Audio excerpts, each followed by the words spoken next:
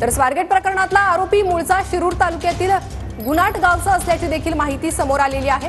स्वारगेट प्रकरणातला आरोपी हा मूळचा शिरूर तालुक्यातला गुनाट गावचा असल्याची महत्त्वपूर्ण माहिती आता समोर येते आहे। पोलिसांकडून सध्या आरोपीचा शोध सुरू आहे। आरोपीला फरार घोषित करण्यात आलेला आहे।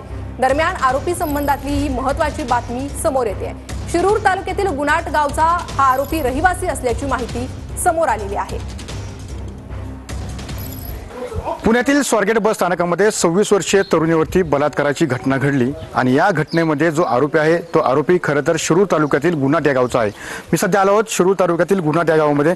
याच ठिकाणी दत्तात्रय गाडे जो आरोपी आहे तो खरं तर या ठिकाणी वास्तव्य करतो। याच्या घराला आपण पाहतो की सध्या या ठिकाणी कुलूप असल्याचं पाहायला मिळतंय। याच ठिकाणी दत्तात्रय गाडे सोबत त्याचे आई, वडील, पत्नी, 2 मुलं आणि एक भाऊ असा एकंदरीत त्याचा परिवार आहे। एकंदरीत ज्या पद्धतीने पाहिलं की स्वारगेटमध्ये जी घटना घडली त्या दिवशी दत्तात्रय गाडे हा मात्र या ठिकाणी सकाळी आल्याची माहिती सध्या स्थानिकांकडून मिळत आहे। सकाळी 11 वाजता तो या ठिकाणी आला होता। 5 वाजेपर्यंत या ठिकाणी खरं तो वास्तव्य करत होता। मात्र 5 वाजल्यानंतर खरं तर हा गुन्हा दाखल झाल्यानंतर जो दत्ता तो मात्र फरार झाल्याची माहिती सध्या या ठिकाणी आपल्याला पाहायला मिळते।